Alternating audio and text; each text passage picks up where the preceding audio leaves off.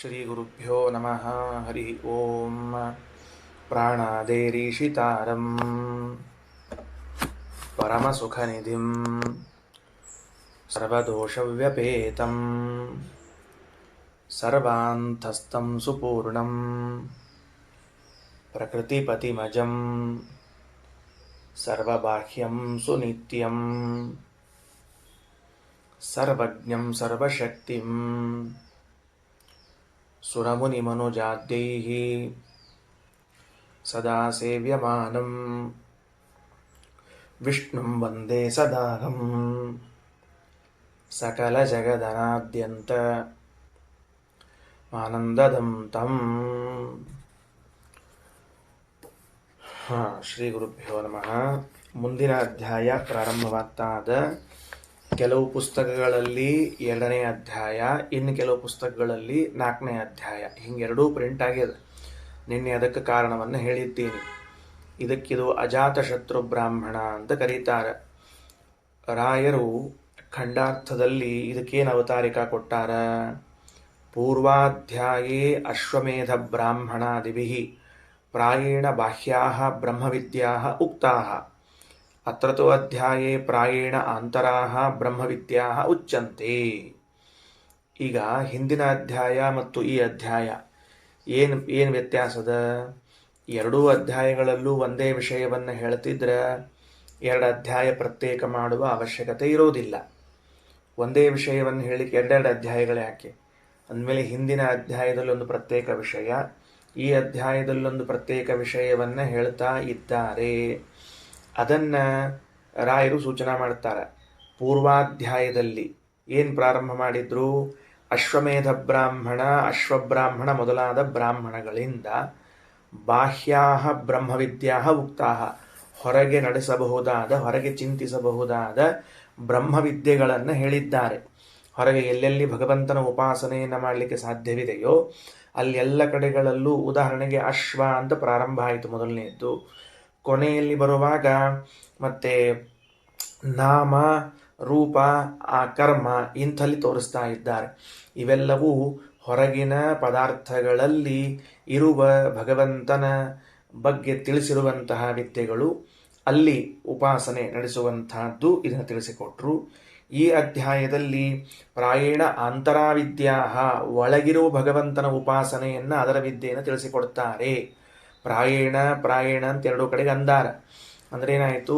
ಬಹಳ ಮಾಡಿ ಆ ವಿಷಯ ಇರ್ತದೆ, ಕೆಲವು ಪ್ರಾಸಂಗಿಕವಾದ ವಿಷಯಗಳನ್ನು ಹೇಳಿರುತ್ತಾರೆ ಅಂತ ತಿಳ್ಕೊಳ್ಬೇಕು. ಸರಿ, ಹಂಗಾದ್ರೆ ರಘುತ್ತಮ ಸ್ವಾಮಿಗಳವರು ಅಷ್ಟೇ ಹೇಳ್ತಾರೆ. 3ನೇ ಅಧ್ಯಾಯದಲ್ಲಿ ಅಶ್ವಮೇಧ ಬ್ರಾಹ್ಮಣಾದಿಗಳಿಂದ ಬಾಹ್ಯವಿದ್ಯಾ, ಈ ಅಧ್ಯಾಯದಲ್ಲಿ ಆಂತರವಿದ್ಯಾ ತಿಳಿಸಿಕೊಡ್ತಾರ ಅಂತ ರಘುತ್ತಮ ಸ್ವಾಮಿಗಳವ್ರದ್ದು ವಾಕ್ಯ ಹೆಂಗವ ಅಂದ್ರೆ, ಇಬ್ಬರು ಬಾಜು ಕೂತ್ಕೊಂಡು ಬರ್ದಾರೇನೋ ಅನ್ನೋ ಹಂಗೆ ವಾಕ್ಯವ. ಅಗ್ದಿ ರಘುತ್ತಮ ಸ್ವಾಮಿಗಳದು ರಾಯರದಿಬ್ಬರದು ವಾಕ್ಯಗಳು ಹಂಗ ಅವ. ಸರಿ. ತತ್ರ ಆದ್ಯ ಬ್ರಾಹ್ಮಣೆ ಬಾಹ್ಯಾಹ ಬ್ರಹ್ಮವಿದ್ಯಾಹ ನ ಸಾಕ್ಷಾತ್ ಮೋಕ್ಷಸಾಧಿಕ ಕಿಂತು ಸಹೃದಿಸ್ಥ ಬ್ರಹ್ಮವಿದ್ಯಾ ಇತ್ಯಾಹ. ಈ ಮೊದಲನೇ ಬ್ರಾಹ್ಮಣ ಇದಕ್ಕೇನು ಹೆಸರದ? ಅಜಾತಶತ್ರು ಬ್ರಾಹ್ಮಣ ಅಂತ ಹೆಸರದ. ಅದ್ಯಾಕೆ ಹಂಗೆ ಅಜಾತಶತ್ರು ಬ್ರಾಹ್ಮಣ ಅಂತ ಹೆಸರು ಬಂತು ಅಂದ್ರೆ, ಆ ರಾಜನ ಹೆಸರು ಅಜಾತಶತ್ರು ಅಂತ. ಕಾಶಿಯಲ್ಲಿ ವಾಸ ಮಾಡುವಂತಹ ಒಬ್ಬ ರಾಜ, ಆ ರಾಜನಿಗೆ ಅಜಾತಶತ್ರು ಅಂತ ಹೆಸರು. ಅವನ ಹೆಸರಿನಿಂದಲೇ ಈ ಉಪನಿಷತ್ತಿನ ಭಾಗ ಹೊಂಟದ್ದರಿಂದ ಅಜಾತಶತ್ರು ಬ್ರಾಹ್ಮಣ ಅಂತ ಕರೆದಿದ್ದಾರೆ. ಇರಲಿ, ಇದರಲ್ಲಿ ಏನು ಹೇಳಿಕೊಟ್ಟಿದ್ದಾರೆ? ಹೊರಗೆ ನೀವು ಎಷ್ಟೇ ಭಗವಂತನ ಉಪಾಸನೆಯನ್ನು ಮಾಡಿದರೂ ಅವು ಸಾಕ್ಷಾತ್ ಮೋಕ್ಷ ಸಾಧನ ಅಲ್ಲ. ನಮ್ಮ ಹೃದಯದಲ್ಲಿದ್ದ ಭಗವಂತನ, ಅಂದರೆ ಬಿಂಬನ ಉಪಾಸನೆಯೇ ಸಾಕ್ಷಾತ್ ಮೋಕ್ಷ ಸಾಧನ. ಈ ವಿಷಯವನ್ನು ತಿಳಿಸ್ಲಿಕ್ಕೆ ಹೊರಟಿದ್ದಾರೆ. ಏನು ಬರ್ಕೋಬೇಕು ನಾವು? ಇದಕ್ಕೆ ಹೆಡ್ಡಿಂಗ್ ಏನು ಹಾಕೋಬೇಕು? ಕೇವಲ ಶ್ರವಣ ಮಾಡದೆ ಇದಕ್ಕೊಂದು ಹೆಡ್ಡಿಂಗ್ ಹಾಕ್ಕೊಳ್ರಿ. ಅಜಾತಶತ್ರು ಬ್ರಾಹ್ಮಣ ಅಂತದಲ್ಲ, ಅದನ್ನೊಂದು ತೆಳಗೆ ನೋಟ್ಸುವಾಗ ತಗೊಂಡು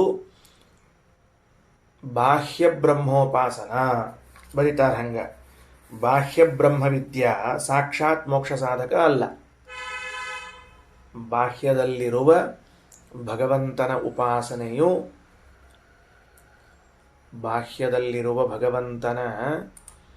ಉಪಾಸನೆಯು, ಸಾಕ್ಷಾತ್ ಮೋಕ್ಷ ಸಾಧಕವೂ ಅಲ್ಲ.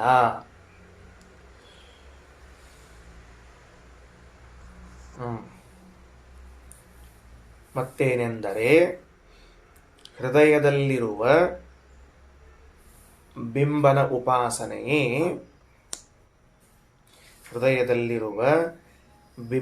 ಉಪಾಸನೆಯೇ ಸಾಕ್ಷಾತ್ ಮೋಕ್ಷ ಸಾಧಕ. ಅಂದ್ರೆ ಈ ಸಾಕ್ಷಾತ್ ಅನ್ನುವ ಪದ ಇದೆ ನೋಡ್ರಿ, ಈ ಪದವನ್ನು ಮರಿಬೇಡ್ರಿ.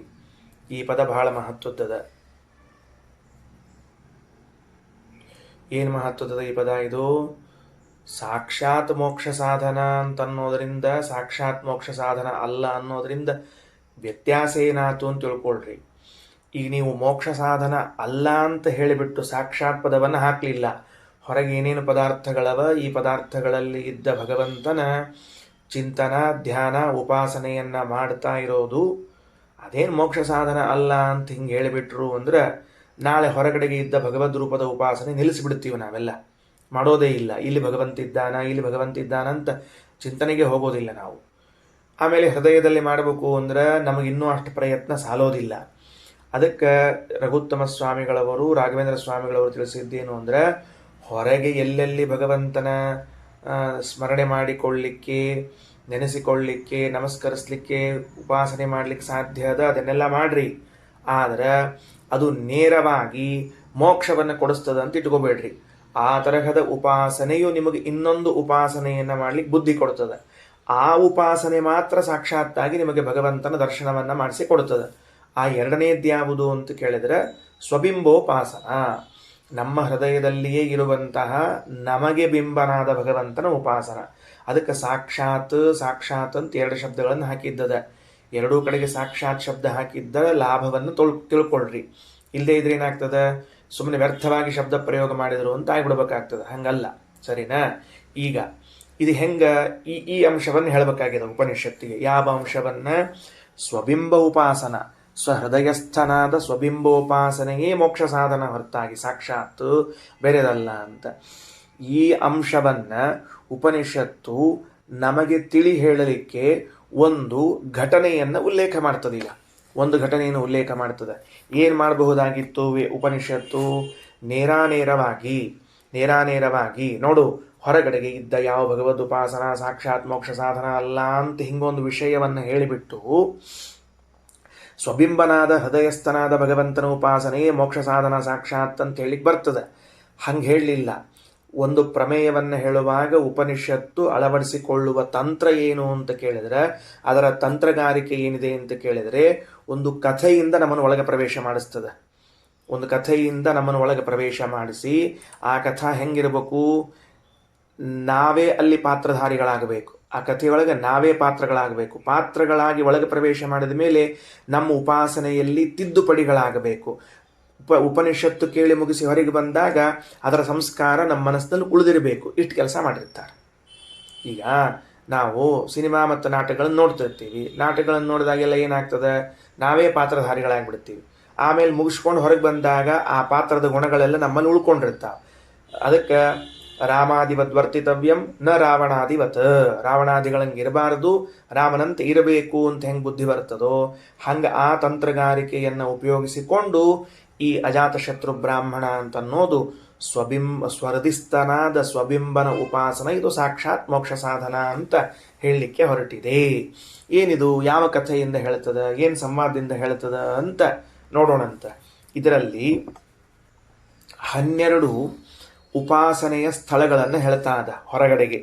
ಆ 12 ಉಪಾಸನೆಯ ಸ್ಥಳಗಳನ್ನು ಹೇಳಿ, ಇದು ಬಾಹ್ಯೋಪಾಸನ, ಈ ಬಾಹ್ಯೋಪಾಸನ ಸಾಲದು, ಅಂತರುಪಾಸನೆ ಇರಲಿ, ಇಷ್ಟು ಹೇಳಬೇಕಾಗಿದೆ. ಅದಕ್ಕೆ 12 ಸ್ಥಳಗಳನ್ನು ಯಾವುದು ಅಂತ ತಿಳ್ಕೊಂಡು ರಾಯರು ತಮ್ಮ ಖಂಡಾರ್ಥ ತಿಳಿಸ್ಯಾರ.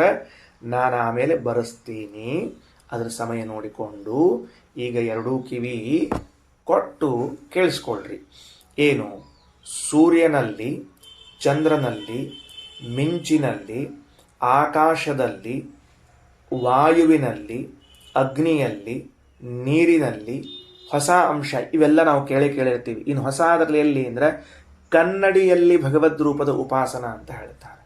ಪ್ರಾಯ ನಾವು ಕನ್ನಡಿಯೊಳಗೆ ಭಗವದ್ ರೂಪದ ಉಪಾಸನ ಅಂತೇನು ಕೇಳಿಲ್ಲ ಇಲ್ಲಿವರೆಗೆ. ಕೇಳಿದ್ದೀರಿ? ಆ ಕನ್ನಡಿಯಲ್ಲೂ ಭಗವಂತನ ಉಪಾಸನ ಮಾಡ್ಲಿಕ್ಕೆ ಬರ್ತದ ಅಂತ ನಮಗೆ ಗೊತ್ತಿಲ್ಲ. ಇದರ ಆ ವಿಷಯ ಬಂದಾಗ ಅದರ ವಿಶೇಷ ವಿವರಣೆಗಳನ್ನು ಕೊಡ್ತೀನಿ. ಅದು ಮಧ್ಯಾಹ್ನ ಬರಬಹುದು ಪಾಠಕ್ಕೆ, ನಾಳೆ ಬರಬಹುದು, ಗೊತ್ತಿಲ್ಲ ನನಗೆ. ಅದಾದ ಮೇಲೆ ಗಚ್ಚತ್ ಪಾಶ್ಚಾತ್ಯ ಶಬ್ದೇಶು, ಇನ್ನೊಂದು ಅದ್ಭುತವಾದ ಚಿಂತನೆ ಅಂತಿದು. ಯಾರಾದರೂ ನಡೆದುಕೊಂಡು ಹೋಗ್ತಾ ಇದ್ರೆ ಶಬ್ದ ಮಾಡ್ಕೋತ ಹೋಗ್ತಿರ್ತಾರೆ ನೋಡಿ. ನಡ್ಕೋತ ಹೋಗಲ್ಲ, ಕೆಲವು ಶಬ್ದ ಮಾಡ್ತಿರಂಗಿಲ್ಲ. ಕಾಲು ಎತ್ತಿಡೋದು ಎಷ್ಟು ಚಂದ ಎತ್ತಿರ್ತಿರ್ತಾರೆ ಅಂತಂದ್ರೆ ಮಲಗಿದವರೆಲ್ಲರೂ ಎದ್ದು ಕೂಡೋ ಚಂದ ಎತ್ತಿರ್ತಿರ್ತಾರೆ ಕಾಲನ್ನು. ರಪ ರಪ ರಪ ರಮ್ ರಮ್ ರಪ್ ರಪ್ ಅಂತ ತಿಳ್ಕೊಂಡು ಹೇಳಿ ಅವರಿಗೆ ತಾವು ನಡೀತಿದ್ದೀವಿ ಅನ್ನೋಕ್ಕಿಂತ ಉಳಿದವ್ರು ನಮ್ಮನ್ನು ನೋಡ್ಲಿಕ್ಕತ್ತಾರಿಲ್ಲೋ ಅನ್ನೋಲ್ಲೇ ಶ್ರದ್ಧಾ ಜಾಸ್ತಿ ಇರ್ತದೆ, ಅಷ್ಟು ಪ್ರೇಮ ಇರ್ತದೆ. ಆ ಪಾಶ್ಚಾತ್ಯ ಶಬ್ದ ಅಂತ, ಅಂತಹ ಶಬ್ದದಲ್ಲೂ ಭಗವಂತನ ಉಪಾಸನೆ ಮಾಡ್ಲಿಕ್ಕೆ ಬರ್ತದೆ ಅಂತ ತಿಳಿಸಿದ್ದಾರೆ. ಏನು ಆಶ್ಚರ್ಯ! ಇಂತಿಂಥ ಚಿಂತನೆಗಳೆಲ್ಲ ಉಪನಿಷತ್ನಲ್ಲಿ ಸೇರ್ಕೊಂಡ್ಬಿಟ್ಟ. ಹೀಗಾಗಿ ಅದೇನಾಗಂಗಿಲ್ರಿ, ನಮಗೆ ಸಮಸ್ಯೆ ಆಗೋದಿಲ್ಲ. ಉಪಾಸನೆ ಮಾಡೋದು ಅಂತಂದ್ರೆ ಈ ಜ್ಞಾನಿಗಳೆಲ್ಲ ಹೆಂಗೆ ಉಪಾಸನೆ ಮಾಡ್ತಿದ್ರು ಅನ್ನೋದಕ್ಕೆ ದೃಷ್ಟಾಂತ ಆಗಿಬಿಡ್ತದೆ. ಪಾಶ್ಚಾತ್ಯ ಶಬ್ದೇಶ್ ನೆನಪಿಟ್ಟುಕೊಳ್ರಿ. ಇನ್ನು ದಿಕ್ಕುಗಳಲ್ಲಿ ಬಿಡ್ರಿ, ಮತ್ತೊಂದು ಹೇಳ್ತಾರ, ಏನು ನೆರಳಿನಲ್ಲಿ ಆಶ್ಚರ್ಯ ಆಗ್ತದ. ನೆರಳಿನಲ್ಲಿಯೂ ಕೂಡ ಭಗವಂತನ ಉಪಾಸನ ಮಾಡ್ಲಿಕ್ಕೆ ಬರ್ತದ. ಛಾಯಾತ್ಮ ರೂಪೇಶ್, ಇವು 12. ಈ 12 ಸ್ಥಳಗಳಲ್ಲಿ ಏನು ಮಾಡಬೇಕು ಅಂತಂದರೆ ಭಗವಂತನ ಉಪಾಸನೆಯನ್ನು ನಡೆಸ್ತಾರ. ಹೊರಗಿದ್ದದ್ದು ಇದು ಸಾಲಂಗಿಲ್ಲ. ಇನ್ನೊಂದು ಸ್ವಲ್ಪ ಎಫರ್ಟ್ ಹಾಕು. ಎಲ್ಲಿ ಹೋಗ್ಬೇಕು ಈಗ ಅಂದ್ರೆ ಇಲ್ಲಿ ನಿನ್ನ ಹೃದಯಕ್ಕೆ ಬರಬೇಕು. ಆ ನಿನ್ನ ಹೃದಯದಲ್ಲಿರುವ ಬಿಂಬನ ಉಪಾಸನ ಮಾಡು. ಇಷ್ಟು ಹೇಳ್ತಾ ಇದ್ದಾನೆ. ಸರಿ, ಇದಿಷ್ಟು ಪ್ರಾಸ್ತಾವಿಕ ಭಾಷಣ ಆಯಿತು. ಇನ್ನೊಳಗೆ ಪ್ರವೇಶ ಮಾಡೋಣಂತ. ಉಪನಿಷತ್ತಿನ ವಾಕ್ಯಗಳನ್ನು ಪ್ರಾರಂಭ ಮಾಡೋಣಂತ. ದೃಪ್ತ ಬಾಲಾಕಿ ಅನೂಚಾನಃ ಗಾರ್ಗ್ಯ ಆಸ.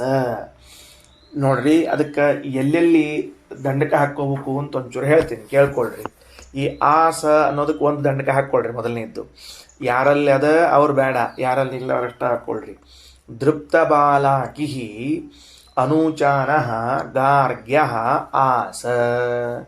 ಸ ಮುಗಿತಾ ಅಲ್ಲಿಗೆ. ಸ ಹೋವಾಚ ಅಜಾತಶತ್ರುಂ ಕಾಶ್ಯಂ ಬ್ರಹ್ಮ ತೇ ಬ್ರವಾಣಿ ಇತಿ.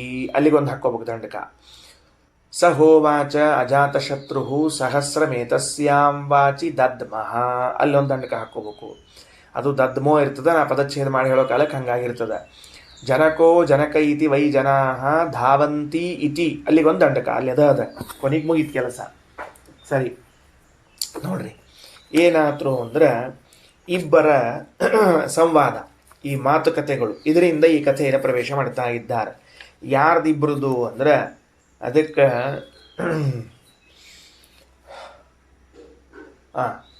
ಬಾಲಾಕಿ ಅಂತ ಅವನ ಹೆಸರಂತೆ. ಹೆಸರು ಎಷ್ಟು ಚಂದದ ನೋಡ್ರಿ. ನಾವೆಲ್ಲ ಉತ್ತರ ಕರ್ನಾಟಕದಾಗ ಒಂದು ಶಬ್ದ ಬಳಸ್ತಿರ್ತೀವಿ ರೀ. ಏನು ಶಬ್ದ ಬರ್ತೈತೆ? ಚಾಲಾಕ್ ಅಂತ ಬಳಸ್ತಿರ್ತೀವಿ ನಾವು. ಅವ ಭಾಳ ಚಾಲಾಕಿ ಇದ್ದಾನ ಅಂತಂತಿರ್ತೀವಿ.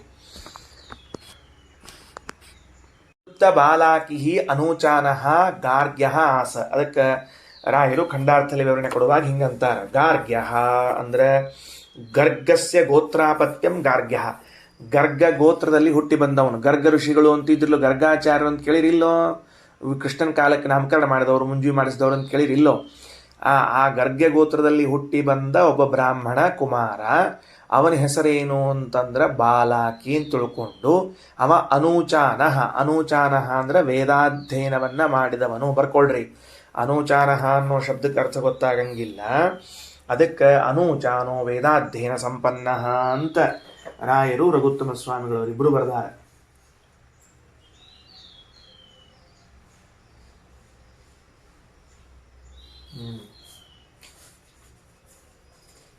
ಸರಿ, ಅನೂಚಾನಃ ವೇದಾಧ್ಯಯನ ಸಂಪನ್ನ. ಇದು ಮುಗಿದ ಮೇಲೆ ದೃಪ್ತಃ ಅಂತ ಒಂದು ಶಬ್ದ ಅದ. ದೃಪ್ತಃ ಅಂತ ಆ್ಯಕ್ಚುಲಿ ಅದು ದೃಪ್ತ ಬಾಲಾಕಿ ಅಂತ ಒಂದೇ ಶಬ್ದ ಇದ್ದಂಗೆ ಕಾಣಿಸ್ತದೆ. ಹಂಗೆ ಇಟ್ಕೋಬೇಕು ಸಮಸ್ತ ಪದ ಅಂತ ಹೇಳಿ. ಆದ್ರೆ ಅರ್ಥ ಹೇಳೋ ಕಾಲಕ್ಕೆ ಬಿಡಿಸಿ ಹೇಳ್ಯಾರ ರಾಯರು, ರಘುತ್ತಮ ಸ್ವಾಮಿ ಇಬ್ಬರು ಹೇಳ್ಯಾರ. ದೃಪ್ತಃ ಅಂದ್ರೆ ಏನು ಅಂದ್ರೆ ಅಹಂಕಾರಿಯಾಗಿದ್ದ ಅಂತ ಅರ್ಥ. ಬರೆದಿಟ್ಕೊಳ್ರೆ, ಅಹಂಕಾರಿಯಾಗಿದ್ದ ಅಂತ ಬರೆದಿಟ್ಕೊಳ್ರಿ ದೃಪ್ತಃ ಅನ್ನೋ ಶಬ್ದಕ್ಕೆ.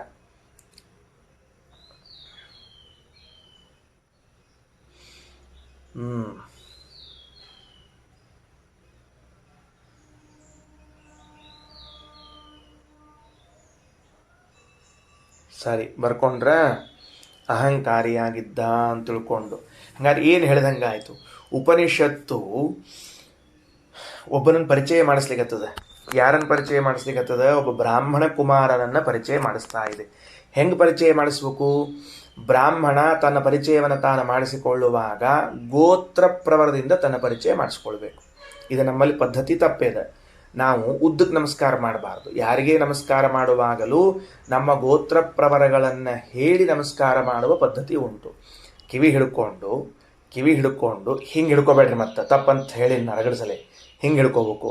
ಬಲಗಿವಿಗೆ ಬಲಗೈ, ಎಡಗಿವಿಗೆ ಎಡಗೈಯನ್ನು ಹಚ್ಚಿಬಿಟ್ಟು ನಮ್ಮ ಗೋತ್ರ ಪ್ರವರಗಳನ್ನು ಹೇಳಿ ಅವರಿಗೆ ನಮಸ್ಕರಿಸಿ ನಮ್ಮನ್ನು ಪರಿಚಯ ಮಾಡಿಸಿಕೊಳ್ಳಬೇಕು. ಯಾವ ಗೋತ್ರದವನು ನೀನು ಅಂತ ಇರ್ಬೇಕು ಹೊರತಾಗಿ ನಿಮ್ಮದು ಆಧಾರ್ ಕಾರ್ಡ್ ಏನು ಬೀಳುವುದಿಲ್ಲ, ನಮಗೆ ರೂಪಾಯಿ ಬೀಳುವುದಿಲ್ಲ. ಅಧ್ಯಾತ್ಮದಲ್ಲಿ ಆಧಾರ್ ಕಾರ್ಡ್ ಕೆಲಸ ಇಲ್ಲ, ಆಧ್ಯಾತ್ಮದಲ್ಲಿ ಗೋತ್ರ. ಅದಕ್ಕೆ ಮೊದಲು ಗಾರ್ಗ್ಯ ಗೋತ್ರದ ಪರಿಚಯವನ್ನು ಮಾಡಿಸ್ತಾರೆ. ಗರ್ಗ ಗೋತ್ರೋತ್ಪನ್ನನಾದವನು. ಸರಿ, ಅವ ಬ್ರಾಹ್ಮಣ ಕುಮಾರ ಅಂತ ಅನ್ನೋದನ್ನು ಮತ್ತೆ ಹೆಂಗೆ ತಿಳಿಸಿಕೊಟ್ಟಾರ ಅಂತಂದ್ರೆ, ಅನೂಚಾನಃ ವೇದಾಧ್ಯಯನವನ್ನು ಮಾಡಿದವನು ಗೋತ್ರೋತ್ಪನ್ನನಾದವನು ಅಂತನ್ನುವ ಎರಡು ಅಂಶಗಳಿಂದ ಅವನು ಬ್ರಾಹ್ಮಣ. ಅಂದ್ರೆ ನಮ್ಮ ಲಕ್ಷಣ ಏನಿರ್ಬೇಕ್ರಿ? ಬ್ರಾಹ್ಮಣರು ಕರ್ಸ್ಕೋಬೇಕಾದ್ರೆ ಒಂದು ಗೋತ್ರ, ಒಂದು ಧೋತ್ರ, ಎರಡಂತರ ಇರ್ಬೇಕು. ಮೊದಲನೇದ್ದು ಏನು? ಒಂದು ಗೋತ್ರ, ಒಂದು ಧೋತ್ರ. ಧೋತ್ರ ಯಾಕೆ ಸೇರಿಸಿದ್ರೆ ಪ್ಯಾಂಟ್ ಹಾಕೊಂಡು ಅಡ್ಡಾಡ ಬ್ರಾಹ್ಮಣ ಅಂತ ಹೇಳಿ ಯಾರು ನಂಬಕ್ಕೆಲ್ರಿ ನಮ್ಮನ್ನ? ಭವಿಷ್ಯತ್ತು ಒಬ್ಬರನ್ನ ಪರಿಚಯ ಮಾಡಿಸೋ ಕಾಲಕ್ಕೆ ಎಷ್ಟು ಚಂದ ಪರಿಚಯ ಮಾಡಿಸತ್ತ ಹೇಳಿಕತ್ತೀನಿ ನಾನು. ಅನೂಚಾನ ಅಧ್ಯಯನ ಮಾಡಿದ್ದ. ಏನು ಅಧ್ಯಯನ ಮಾಡಿದ್ರು? ಅನೂಚಾನ ಅನ್ನೋ ಶಬ್ದಕ್ಕೆ ಪರಂಪರಾಗತವಾದ ವೇದಾಧ್ಯಯನವನ್ನ ಮಾಡಿದವನು ಅಂತ ಅರ್ಥ. ಆಮೇಲೆ ಏನಾಗಿತ್ತು? ಈ ಅಧ್ಯಯನದ ಫಲ ಏನಾಗಬೇಕಾಗಿತ್ತು? ಸ್ವಲ್ಪ ವಿಪರೀತ ಆಗಿತ್ತು ರೀ. ಅಧ್ಯಯನದ ಫಲ ಏನು ವಿಪರೀತ ಆಗಿತ್ತು? ಅಹಂಕಾರ ಬಂದಿತ್ತು. ದೃಪ್ತ ಅಹಂಕಾರ ಬಂತು. ಎಷ್ಟು ಡೇಂಜರ್ ನೋಡ್ರಿ ಇದು. ಅಧ್ಯಯನ ಅಂತನ್ನೋದರ ಫಲ ಏನು, ಅದರಿಂದ ವಿಪರೀತ ಫಲ ಏನು? ನಮ್ಮ ಗುರುಗಳು ಒಂದು ಸುಭಾಷಿತ ಹೇಳ್ತಿರೋರು, ಯಾವಾಗಲೂ ಒಂದು ಸುಭಾಷಿತ ಹೇಳ್ತಿರೋರು. ಮೊನ್ನೆ ಹಾಕಿನದನ್ನು ನಾನು ಒಂದು ಶಾರ್ಟ್ಸ್ ಮಾಡಿ ಹಾಕಿದ್ದೀನಿ ಅದನ್ನು ಮೊನ್ನೆ. ಏನಂತದ? ವಿದ್ಯಾ ದದಾತಿ ವಿನಯಂ, ವಿನಯಾದ್ಯಾತಿ ಪಾತ್ರತಾಂ, ಪಾತ್ರತ್ವಾದ್ ಧನಮಾಪ್ನೋತಿ, ಧನಾಧರ್ಮಂ ತತಃ ಸುಖಂ. ಏನೇನು ಕ್ರಮ ಅದ ಗೊತ್ತೇನು? ವಿದ್ಯೆ ವಿನಯವನ್ನು ತಂದು ಕೊಡಬೇಕು ಅಂತದ. ನಮ್ಮಲ್ಲಿ ಅಹಂಕಾರ ತಂದು ಕೊಡ್ತದ ಅಂದರೆ ವಿಪರೀತ ಫಲ ಕೊಟ್ಟದ ಅಂತ ಅರ್ಥ. ಔಷಧ ತೊಗೊಂಡು ರಿಯಾಕ್ಷನ್ ಆಯ್ತು ಅಂತಿರ್ತಾರೆ ನೋಡ್ರಿ. ಔಷಧ ತೊಗೊಂಡ್ಮೇಲೆ ಏನಾಗ್ಬೇಕು? ಅದು ರೋಗವಾಸಿ ಆಗ್ಬೇಕು, ರೋಗ ಉಲ್ಬಣ ಆಗಬಾರ್ದು. ಔಷಧವನ್ನು ತೆಗೆದುಕೊಂಡು ರೋಗ ಉಲ್ಬಣ ಆಗೋಣ, ಹೊಸ ರೋಗವನ್ನು ತಂದು ಕೊಡೋಣ ಅಂದರೆ ಔಷಧ ರೋಗವಾಸಿ ಮಾಡೋದಿಲ್ಲ ಅಂತ ಅರ್ಥ. ವಿದ್ಯಾ ವಿನಯವನ್ನು ತಂದು ಕೊಡಬೇಕು ಹೊರತಾಗಿ ದುರಹಂಕಾರವನ್ನು ತಂದು ಕೊಡಬಾರ್ದು. ಅದಕ್ಕೆ ನಮ್ಮ ಆಚಾರ್ಯ ಹೇಳ್ತಿರ್ಬೇಕು, ಸಾಕ್ಷರ ವಿಪರೀತಶ್ಚೇತ್ ರಾಕ್ಷಸ ಏವ ಕೇವಲಂ, ಸರಸೋ ವಿಪರೀತತ್ವಂ ಚೇತ್ ಸರಸತ್ವಂ ನ ಮುಂಚತಿ ಅಂತ ಒಂದು ಗಾದೆ ಮಾತು. ಸಂಸ್ಕೃತ ಬರ್ತಾ ಇದ್ರೆ ಎಲ್ಲರಿಗೂ ಚಂದ ಹೇಳ್ರಿ. ಸಾಕ್ಷರ ಅಂತದ. ಸಾಕ್ಷರ ಅಂದ್ರೆ ಏನು? ಅಕ್ಷರೈ ಸಹಿತಾ ಸಾಕ್ಷರಾಹ, ಅಕ್ಷರಗಳಿಂದ ಕೂಡಿಕೊಂಡವರು. ಅವ್ರಿಗೇನು ಕರಿಬೇಕು? ಸಾಕ್ಷರಾಹ ಅಂತ ಕರಿಬೇಕು. ಸಾಕ್ಷರಾಹ ವಿಪರೀತಶ್ಚೇತ್, ಅವಿದ್ಯಾ ಕಲ್ತವ್ರು ಉಲ್ಟಾ ಹೊಡೆದ್ರೆ, ಅಕ್ಷರ ಉಲ್ಟಾ ಮಾಡ್ರಿ, ರಾಕ್ಷಸ ಏವ ಕೇವಲಂ. ಏನು ಅರ್ಥ ಆಯ್ತಾ? ವಿಪರೀತಶ್ಚೇತ್ ರಾಕ್ಷಸ ಏವ ಕೇವಲಂ. ಸರಸೋ ವಿಪರೀತತ್ವಂಚ ಸರಸತ್ವಂ ನ ಮುಂಚತಿ. ಸರಸ ಅಂತ ಶಬ್ದ ಬರ್ಕೊಂಡು ಉಲ್ಟಾ ಮಾಡ್ರಿ, ಸರಸ ಅಂತ ಉಳಿತದ. ಅಕ್ಷರ ಕಲ್ತವರು ಉಲ್ಟಾ ಹೊಡೆದ್ರೆ ರಾಕ್ಷಸರಾಗ್ತಾರ. ವಿನೀತರು, ಸರಸರು, ವಿನೀತರಾದವರು ಯಾವಾಗಲೂ ಹಾಗೆ ಇರ್ತಾರೆ. ಸರಸೋ ವಿಪರೀತತ್ವಂ ಸರಸತ್ವಂ ನ ಮುಂಚತಿ. ಸರಸ ಸರಸ. ಅಹಂಕಾರ ಬಂದಿತ್ತು ವೇದಾಧ್ಯಯನವನ್ನ ಮಾಡಿದ್ದಕ್ಕೆ. ದೃಪ್ತ ಬಾಲಾಕಿ ಅನೂಚಾನ ಗಾರ್ಗ್ಯ ಆಸ ಇದ್ದ. ಇವೇನು ಮಾಡ್ದ? ಒಂದು ಸರ್ತಿ ಕಾಶಿಗೆ ಹೋದ್ರಿ. ಅಂದ್ರೆ ಅಭ್ಯಾಸ ಮುಗಿಸಿ ನಾ ಭಾಳ ಪಂಡಿತಿದ್ದೀನಿ ಅಂತ ಇವನೇ ತಿಳ್ಕೊಂಬಿಟ್ಟಾನೆ. ಕೆಲವರು ತಮ್ಮ ತಾಮನ್ನ ಪಂಡಿತರು ಅಂತ ಹೇಳಿ ಇಡಂಗಿಲ್ಲ, ಸ್ವಯಂ ಘೋಷಿತ ಪಂಡಿತರು ಅಂತ ಇರಂಗಿಲ್ಲ ನೋಡ್ರಿ. ಹಂಗಿರ್ತಾರೆ ಸ್ವಯಂ ಘೋಷಿತ ಪಂಡಿತರು ಅಂತ ತಿಳ್ಕೊಂಡು ಹೇಳಿ. ಈ ಸ್ವಯಂ ಘೋಷಿತ ದೇವಮಾನವ ಅಂತ ಹಿಂಗೆ ಕೇಳಿರ್ಲೋ. ಪಂಡಿತ ಅಂತ ಕೆಲವ್ರು ಇರ್ತಾರೆ. ತಾವು ಪಂಡಿತ ಅಂತ ಘೋಷಣೆ ಮಾಡ್ಕೊಂಡಿರ್ತಾರೆ. ಯಾಕಂದ್ರೆ ಉಳಿದವರು ಅವ್ರನ್ನ ಕರ್ಲಿಕ್ಕೆ ತಯಾರಿರಂಗಿಲ್ಲ ರೀ ಪಂಡಿತರು ಅಂತ ತಿಳ್ಕೊಂಡು ಹೇಳಿ. ಹಂಗೆ ಸಾಮಾನ್ಯವಾಗಿ ನಾವು ಪಂಡಿತರು ಇನ್ನೊಬ್ಬರನ್ನ ಪಂಡಿತರು ಅಂತ ಕರ್ಲಿಕ್ಕೆ ತಯಾರೇ ಇರೋದಿಲ್ಲ. ಆ ವಿಷಯ ಬೇರೆ. ಆದರೂ ಹೇಳಿರ್ತೀನಿ ಸ್ವಯಂ ಘೋಷಿತ ಪಂಡಿತ ಅಂತ. ಅದಕ್ಕೆ ಕಾಠಕೋಪನಿಷತ್ನೊಳಗೆ ಹೇಳೋ ಕಾಲಕ್ಕೆ ಅವಿದ್ಯಾಯಾಮಂತರೇ ವರ್ತಮಾನಾಹ ಸ್ವಯಂ ಧೀರಾಹ ಪಂಡಿತಂ ಮನ್ಯಮಾನಾಹ. ಯಮದೇವರು ಹೇಳ್ತಾರೆ ಈ ಮಾತನ್ನ. ನಚಿಕೇತ ಅವಿದ್ಯಾಯಾಮಂತರೇ ವರ್ತಮಾನಾಹ, ಅಜ್ಞಾನದೊಳಗೆ ಇಷ್ಟು ಮುಳುಗಿರ್ತಾರವರು. ಸ್ವಯಂ ಧೀರಾಹ, ತಮ್ಮನ್ನು ತಾವು ಭಾರಿ ಬುದ್ಧಿವಂತ ತಿಳ್ಕೊಂಡು ಪಂಡಿತಂ ಮನ್ಯಮಾನ, ನಮ್ಮನ್ನು ನಾವು ಪಂಡಿತರು ಅಂತ ತಿಳ್ಕೊಂಡ್ಬಿಡೋದು. ಆತ್ಮಾನಂ ಪಂಡಿತಂ ಮನ್ಯಂತೆ ಇತಿ ಪಂಡಿತ ಮನ್ಯಮಾನಾಹ, ತಮ್ಮನ್ನು ತಾವು ಪಂಡಿತರು ಅಂತ ತಿಳ್ಕೊಂಡ್ಬಿಡ್ತಿರ್ತಾರೆ. ಹಂಗಾಗಿತ್ತು ಪರಿಸ್ಥಿತಿ ಇವನಿಗೆ. ಆಯ್ತು, ಅಂತಹ ಬಾಲಾಕಿ, ಅವನು ವಿಚಿತ್ರ ಹೆಸರು ನೋಡ್ರಿ, ಬಾಲಾಕಿ ಅಂತ ತಿಳ್ಕೊಂಡು ಹೇಳಿ ಹೆಂಗಿಡ್ತಿದ್ರು ಏನೋ ಹಿಂದಿನ ಜನ್ಮದಾಗ, ಹಿಂದಿನ ಕಾಲದಾಗ ಹೆಸರು. ಇವತ್ತು ಒಬ್ಬರು ಅಂತ ಹೆಸರಿಡಂಗಿಲ್ರಿ. ಯಾಕಂದ್ರೆ ಇಲ್ಲಿ ಬಾಲಾಕಿ ಅಂತಿಟ್ರೆ ಚಾಲಾಕಿ ಅಂತ ಮತ್ತೆ ಕರಿತಾರೆ ಅಂತ ತಿಳ್ಕೊಂಡು ಹೇಳ್ಬಿಟ್ಬಿಟ್ಟಿರ್ತಾರೆ. ಅದಕ್ಕೆ ಬಾಲಾಕಿ. ಅವನಿಗೆ ಕಾಶಿಗೆ ಹೋದ್ರಿ. ಕಾಶಿಗೆ ಹೋಗಿ ಸಹೋವಾಚ ಅಜಾತಶತ್ರುಂ, ಉಪನಿಷತ್ ನೋಡ್ರಿ, ಸಹೋವಾಚ ಅಜಾತಶತ್ರುಂ ಕಾಶ್ಯಂ ಬ್ರಹ್ಮತೆ ಬ್ರವಾಣೀತಿ. ಅವ್ರು ಹೋದ್ರು, ಬಡ ಬಡ ಕಾಶಿಗೆ ಹೋದರು. ಕಾಶಿ ರಾಜ ವಿಚಾರ ಮಾಡ್ರೆ, ಕಾಶಿ ಅಂತನ್ನೋದು ಯಾವತ್ತಿದ್ರೂ ಕೂಡ ವಿದ್ಯಾಕ್ಷೇತ್ರ ಅನ್ನೋದು ಬಹಳ ಪ್ರಸಿದ್ಧ ಅದ ರೀ. ಕಾಶಿ ಅಂತ ಅನ್ನೋದು ಏನದು ನೋಡ್ರಿ, ಇದು ವಿದ್ಯಾಕ್ಷೇತ್ರ ಅಂತ ಸದಾ ಪ್ರಸಿದ್ಧ ಇರುವಂತಹದ್ದು. ಅದಕ್ಕೆ ನಮ್ಮಲ್ಲಿ ಕಾಶಿಗೆ ಹೋಗಿ ಬಂದ ಅಂದ್ರೆ ಪಂಡಿತ ಅಂತ ಕರಿತಿದ್ರು. ಅಧ್ಯಯನ ಮುಗಿಸ್ಕೊಂಡು ಹೆಚ್ಚಿನ ಅಧ್ಯಯನಕ್ಕೆ ಕಾಶಿಗೆ ಹೋಗೋದು ಅಂತಿದ್ದಾಗ ಅವನು ತಿರುಗಿ ಕರ್ಕೊಂಬಂದ್ರೆ ಕಾಶಿ ಸಮಾರಾಧನೆ, ಕಾಶಿ ಯಾತ್ರಾ ಅಂತ ತಿಳ್ಕೊಂಡು ಹೇಳಿ, ಲಗ್ನಕ್ಕಿಂತ ಮೊದಲು ಸಾಕಪ್ಪ ಓದಿದ್ ಸಾಕು, ಭಾಳ ಮತ್ತೆ ಕಾಶಿ ಗೀಶಿಗೆ ಹೋಗ್ಲಿಕ್ಕೆ ಹೋಗಬೇಡ, ಲಗ್ನ ಮಾಡ್ಕೊಂಡು ಇಲ್ಲೇ ಗೃಹಸ್ಥಾಶ್ರಮಿಯಾಗಿರು ಅಂತ ಹೇಳೋ ಪದ್ಧತಿ ಇತ್ತು. ಅದ ಕಾಶಿ ಯಾತ್ರಾ ಅಂತ ಮಾಡಿದ್ರು ಅದನ್ನ. ಈಗೇನು ಕಾಶಿ ಯಾತ್ರಾ, ಈಗ ಕಲ್ಯಾಣ ಮಂಟಪದ ಯಾತ್ರಾ ಅಷ್ಟೇ ಈಗ ಅವ್ನು ಮಾಡೋದು. ಅದಕ್ಕೆ ಕಾಶಿ ಯಾತ್ರಾ ಅಂತ ಇತ್ತು. ಹಿಂಗಾಗಿ ಅವನು ಕಾಶಿಗೆ ಹೋದ. ಕಾಶಿ ವಿದ್ಯಾಕ್ಷೇತ್ರ ಅವತ್ತಿಂದ ಇವತ್ತಿನವರೆಗೂ ಕೂಡ, ಇವತ್ತಿಗೂ ಅಂಥ ಪಂಡಿತರಿದ್ದಾರಲ್ಲಿ. ಹೋದರು, ಕಾಶಿಗೆ ಹೋದರು. ದಾಸರ ಸಹಿತೇಕ ಹಾಡ್ನಾಗ ಹೇಳ್ಯಾರಿ, ಏನಾದರೇನು ಜ್ಞಾನವಿಲ್ಲದೆ ಮೋಕ್ಷವಿಲ್ಲ, ಕಾಶಿಗೆ ಹೋದರೇನು ಕಾಂಚಿ ಪೀತಾಂಬರ ಉಟ್ಟರೇನು, ಏನಾದರೇನು ಜ್ಞಾನವಿಲ್ಲದೆ ಮೋಕ್ಷವಿಲ್ಲ ಅಂತ ತಿಳ್ಕೊಂಡು. ಕಾಶಿಗೆ ಹೋಗಿ ಎಷ್ಟು ಪಾಂಡಿತ್ ಸಂಪಾದನೆ ಮಾಡ್ಕೊಂಬಂದ್ರೆ ಏನಾಗಬೇಕಾಗಿದೆ, ಜ್ಞಾನ ಇಲ್ಲ ಅಂದ್ರೆ ಮೋಕ್ಷ ಇಲ್ಲ ಅಂತ ಹೇಳ್ಬಿಟ್ರು. ಅಂದ್ರೆ ಅಪರೋಕ್ಷ ಜ್ಞಾನವಿಲ್ಲದೆ ಮೋಕ್ಷ ಇಲ್ಲ ಅಂತ ಅಲ್ಲಿ ತಾತ್ಪರ್ಯ. ಸರಿ, ಹೋದಪ್ಪ, ಹೋಗಿ ಕಾಶಿ ಹೋದ. ಹೋಗಿ ಅಲ್ಲಿ ರಾಜ ಇದ್ದ. ರಾಜನಿಗೆ ಹೇಳ್ದ, ರಾಜನ್ ಏನು ಬ್ರಹ್ಮತೆ ಬ್ರವಾಣಿ. ಎಷ್ಟು ಚಂದ ನೋಡ್ರಿ, ಹೇಳ್ತೀನಿ. ನಾನು ನಿನಗೆ ಬ್ರಹ್ಮೋಪದೇಶ ಮಾಡ್ಲಿಕ್ಕೆ ಬಂದಿದ್ದೀನಿ. ಏನು ಮಾಡ್ಲಿಕ್ಕೆ ಬಂದಿದ್ದೀನಿ? ಬ್ರಹ್ಮೋಪದೇಶ ಮಾಡಲು ಬಂದಿದ್ದೇನೆ. ಕಾಶ್ಯಾಂ ಭವಂ ಅಜಾತಶತ್ರುನಾಮಾನಂ ರಾಜಾನಂ ಅಭಿಗಮ್ಯ. ರಾಯರಂತಾರೆ ಕಾಶ್ಯಂ ಅಂತದ, ಅಲ್ಲಿ ಶಬ್ದ ನೋಡ್ಕೊಳ್ರಿ, ಅಜಾತಶತ್ರುಂ ಕಾಶ್ಯಂ ಅಂತ. ಕಾಶ್ಯಂ ಅಂದ್ರೆ ಕಾಶ್ಯಾಂ ಭವಂ, ಕಾಶಿ ಕ್ಷೇತ್ರದಲ್ಲಿ ಇರುವ ಅವನಿಗೆ ಕಾಶ್ಯಂ ಅಂತ ಕರೆದಿದ್ದಾರೆ. ಅಜಾತಶತ್ರು ಅಂತ ಹೆಸರು. ರಾಜನಿಗೆ ಬಂದು ಹೇಳಿದ, ಬ್ರಹ್ಮಬ್ರವಾಣಿ ಅಂದರೆ ಬ್ರಹ್ಮೋಪದೇಶ ಮಾಡುತ್ತೇನೆ ರಾಜನ್, ನಿಂಗೆ ನಾನು ತತ್ವೋಪದೇಶ ಮಾಡ್ಲಿಕ್ಕೆ ಬಂದಿದ್ದೇನೆ ಅಂತ ಹೇಳಿದ. ಹಂಗಾರ ಒಂದು ಸ್ವಲ್ಪ ಲಕ್ಷ್ಯ ತಗೊಳ್ರಿ. ಏನು ಲಕ್ಷ್ಯ ತಗೋಬೇಕು? ಹಿಂದಿನ ಮಾತಿಗೂ ಮುಂದಿನ ಮಾತಿಗೂ ಒಂದು ನಡುವ ಕಂದರ ಅದ. ಆ ಹಳ್ಳವನ್ನು ಭರ್ಪಾಯಿ ಮಾಡ್ಕೋಬೇಕು ನಾವೀಗ. ಏನು ಕಂದರ ಅದ? ವೇದವನ್ನು ಓದಿದ್ದನು ಇಲ್ಲಿ ಬಂದು ನಿನಗೆ ಬ್ರಹ್ಮೋಪದೇಶವನ್ನು ಮಾಡುತ್ತೇನೆ ಅಂತ ಹೇಳುತ್ತಿದ್ದಾನೆ. ಹಂಗಾದ್ರೆ ಅವನು ಕೇವಲ ವೇದವನ್ನು ಓದಿದ್ದಿಲ್ಲ, ವೇದದ ಅರ್ಥವನ್ನೂ ಅಧ್ಯಯನ ಮಾಡಿದ್ದ ಅಂತ ಒಂದು ಕಂದರ ಸೇರಿಸ್ಬೇಕದ ನೀವಾಗ. ಇಲ್ಲದೇ ಇದ್ರೆ ಕೇವಲ ವೇದವನ್ನು ಉರು ಹೊಡೆದಿದ್ದ ಅಂದರೆ ಅವ ಬಂದು ನಿನಗೆ ಹೆಂಗೆ ನಾ ಬ್ರಹ್ಮೋಪದೇಶ ಮಾಡ್ತೀನಿ ಅಂತ ಹೇಳಿಕ್ಕೆ ಸಾಧ್ಯ ಇತ್ತು? ಹಿಂಗೆ ಹೇಳ್ಬೋದಾಗಿತ್ತು. ನಾ ಬಂದು ನಿಂಗೆ ಬೇಕಾದ್ರೆ ವೇದ ಪಾಠ ಹೇಳ್ತೀನಿ ಅಂತ ಹೇಳಬೇಕಾಗಿತ್ತು. ಬಂದು ಹೇಳ್ತಾನ ಬ್ರಹ್ಮತೆ ಬ್ರವಾಣಿ, ನಿನಗೆ ಆ ವೇದ ಪ್ರತಿಪಾದ್ಯನಾದ ಬ್ರಹ್ಮನನ್ನ ತಿಳಿಸುತ್ತೇನೆ. ಹಂಗಾದ್ರೆ ವೇದವನ್ನು ಕೇವಲ ವೇದಾಧ್ಯಯನ ಮಾಡಬಾರದು, ವೇದಾರ್ಥ ಸಹಿತವಾಗಿ ಅಧ್ಯಯನವನ್ನು ಮಾಡಬೇಕು. ಅದಕ್ಕೆ ಭಾಗವತದಲ್ಲಿ ಒಂದು ಮಾತಿದ್ದಾರೆ, ಸಂಸ್ಕೃತ ಮಾತು. ಏನಂತಾರೆ? ಯಾವ ವ್ಯಕ್ತಿ ವೇದಗಳನ್ನು ಓದಿ ವೇದಾರ್ಥವನ್ನು ತಿಳ್ಕೊಂಡಿಲ್ಲ ಅವ ವೇದದ ಭಾರವನ್ನು ಹೊತ್ತ ಕತ್ತೆ ಅಂತ ಬೈದಿದ್ದಾರೆ ಅವನಿಗೆ. ಹೆಂಗೆ ಅಗಸರು ಕತ್ತಿ ಬಟ್ಟೆ ಹೊತ್ಕೊಂಡು ಹೊಂಟಿರ್ತದೆ. ವಿಚಿತ್ರ ನೋಡ್ರಿ ಪಾಪ, ಅಗಸರು ಕತ್ತಿ ಎಂದೆಂದೂ ಒಂದು ಬಟ್ಟೆ ಹಾಕ್ಕೊಳ್ಳಂಗಿಲ್ರಿ. ಅದು ಅಗಸರು ಕತ್ತಿ ಅದು ದಿವಸ ಹೊತ್ಕೊಂಡು ಹೊಂಟಾಡ್ತಿರ್ತದೆ.